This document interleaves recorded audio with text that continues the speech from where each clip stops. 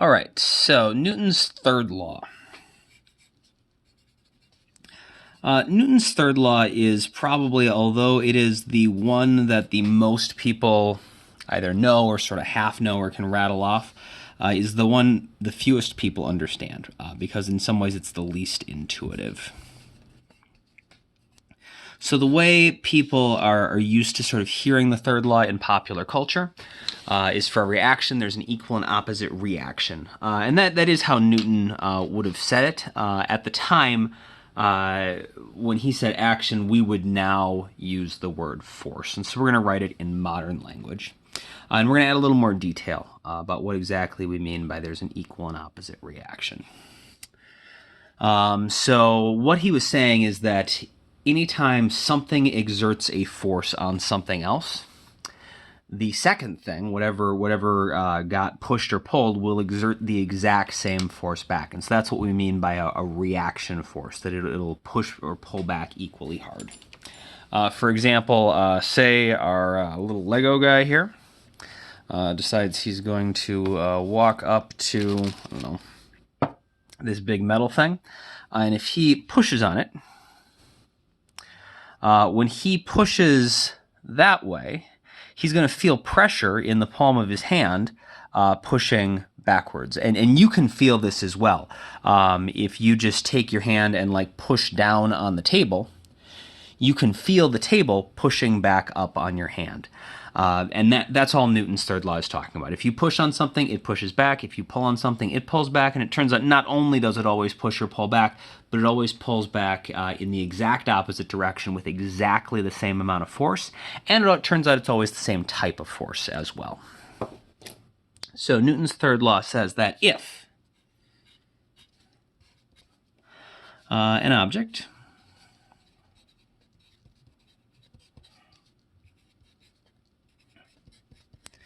exerts a force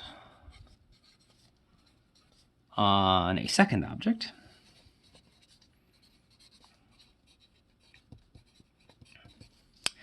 the second object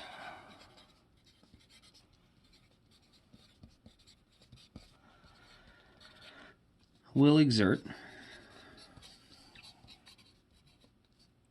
the exact same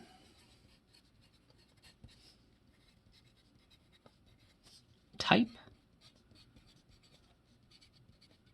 and magnitude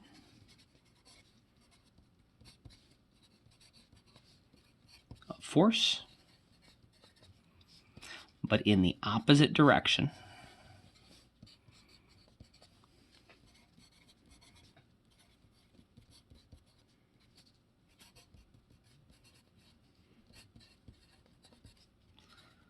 on the first object.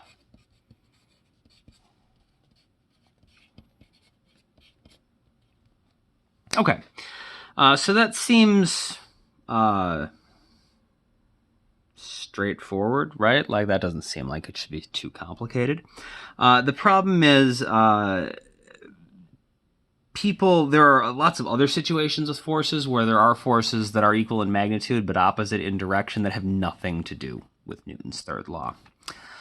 And so one thing I want to highlight about Newton's third law, it says that if one object pushes on a second object, the second object pushes back on the first object.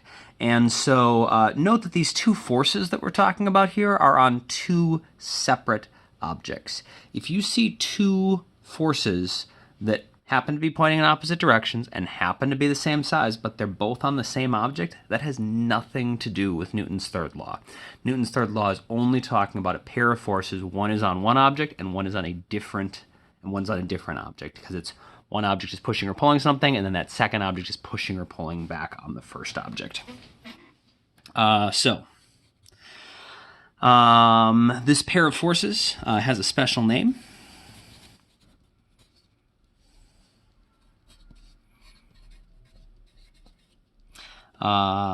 Is called, it has a bunch of names like a reaction pair,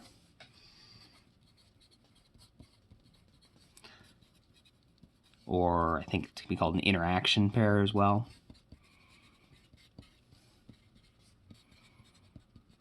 So this pair of forces is called a reaction pair or interaction pair, and will always be on two different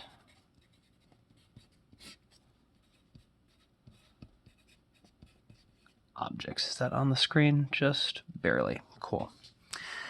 So let's take a look at some examples of things that are Newton's third law and things that are not Newton's third law. So I think a while ago we did an example of an object like a notebook sitting on a desk, and so let's just look at that. So if I've got a desk,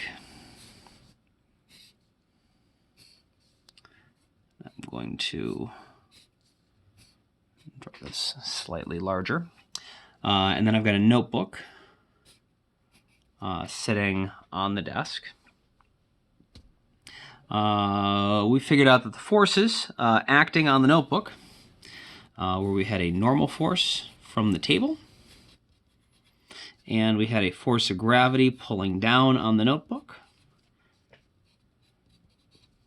and we said that that normal force had to be equal to the force of gravity, so the net force on the notebook could be 0. Cool. So here we have a pair of forces that are equal in magnitude, opposite in direction, and this has absolutely nothing to do with Newton's third law. Newton's third law does not say anything about if a table pushes up on an object, the Earth will pull back down on the same object. That's not at all what Newton's third law says. What Newton's third law does say is that if an object exerts a force on a second object, so if the table is pushing up on the notebook, then that second object has to exert the exact same type and magnitude of force, but in the opposite direction. So if the table is pushing up on the notebook, Newton's third law says that the notebook has to be pushing down on the table. And so if we draw a second dot on our table, not on our notebook, there has to be a normal force that is the exact same size as the normal force pushing up on the notebook that comes from the notebook pushing down on the table. And again, this is a normal force. Newton's third law says they have to be the exact same type of force. And this should make sense because the notebook is also a surface. And so when it and the table are getting smushed together, the table pushes up on the notebook and the notebook pushes down on the table. They're both pushing away from themselves. The forces are both perpendicular. There's no rule that the normal force has to be upwards. The normal force just has to be away from the surface, and the bottom of the notebook, away from the bottom of the notebook, is down. So, how do we want to do this? So, example. I'm going to try to write this on one line, and you should try to do the same. Hopefully this fits. So the table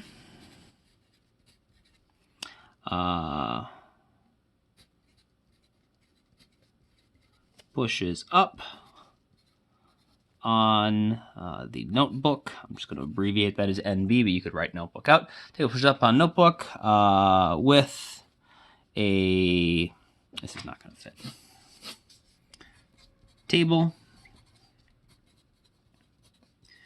pushes up on the notebook with a, let's say, 3 Newton normal force. Okay. So Newton's third law, we can figure out what the corresponding statement that would go with this is by doing the same sort of logic we did here. We know that if the first object pushes on the second object, so if the table pushes on the notebook, then the force pair, the interaction pair, has to be the notebook pushing back on the table. And so I'm going to switch the order of these two things. So we got the notebook and the table. And it says exact same type and magnitude of force. So still with a 3 Newton normal force. The only difference is it's in the opposite direction. And so it's still going to push. That hasn't changed. But up becomes down. And so you can always figure out what the reaction pair is by following just this simple system. We just switch the order of the objects and switch the direction to the opposite one. And so the table pushes up on the notebook with a 3 Newton normal force. Then the notebook pushes down on the table with a 3 Newton normal force. And so just to our diagram, I'll make a little note. Arrows are tricky on our vector diagrams because arrows, represent vectors, and so I'm going to use like a squiggly arrow because that is not something that means anything when we are doing vectors. Okay, so these two are from Newton's third law.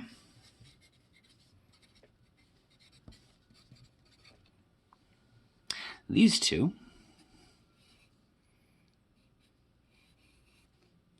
the reason those match, the reason those are equal in magnitude in opposite direction, has nothing to do with the third law. That's because of the first law. The first law says that for the notebook to be at rest, the net force on it has to be 0, which means that there's got to be something canceling out the other forces. And so if there's only 2 forces, they're going to have to be equal in magnitude in opposite direction to cancel out, so the net force can be 0. But that has nothing to do with the third law. It's just they have to be equal and opposite to cancel. And so these two have nothing to do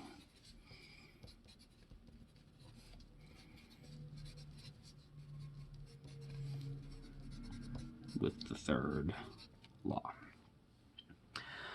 Which brings us to an important point, and I sort of mentioned this before. The 2 forces have to be on different objects, and you can see here our 2 forces are on different objects. These 2 forces that are canceling each other out so the first law can be nice and happy and that there's no unbalanced forces, those aren't the third law.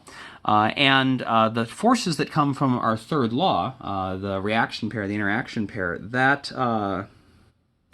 they can never cancel each other out because they're on different objects. And so note, the pair of forces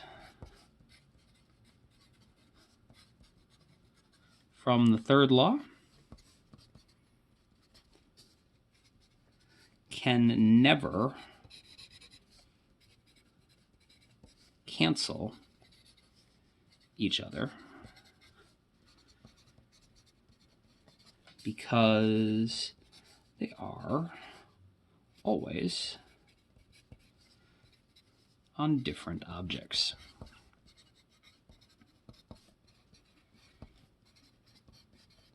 And so this can help you to figure out whether or not a pair of forces you are dealing with is from the third law. These 2 forces are canceling each other out, and so they can't possibly have anything to do with the third law. These 2 forces are the third law, and they could never cancel each other out because, I can't cancel out something pushing up on a notebook by pushing down on the table.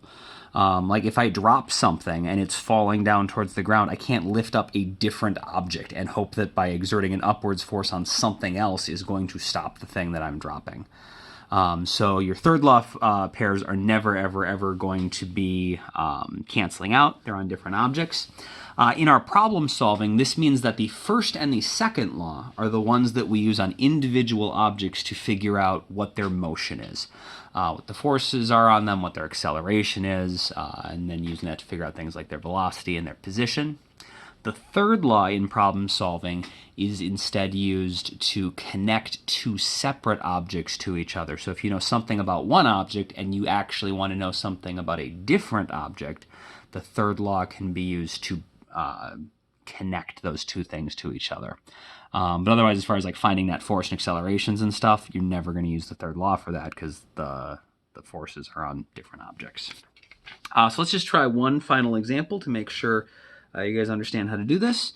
There should be a force pair for this other force. So You'll notice this doesn't say like sometimes this happens or occasionally you might observe this. It says if an object exerts a force on a second object, the second object will exert the exact same type and magnitude of force. It's non-negotiable. This will always happen. And so here we've got a force of gravity that is coming from the Earth is pulling downwards on the notebook with a force of gravity. So this will be example number 2. The Earth pulls down on the notebook with a 3 Newton gravitational force.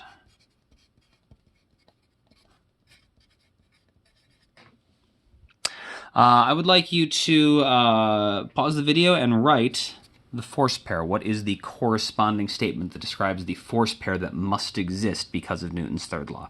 Go ahead and do that. Pause the video, unpause when you're ready. All right, so we just use the exact same rules we had here. We just switch the order of the objects and change the direction. Everything else stays the same. It's as simple as that.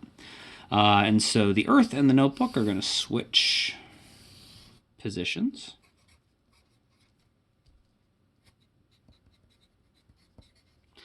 Down becomes up, and everything else stays the same.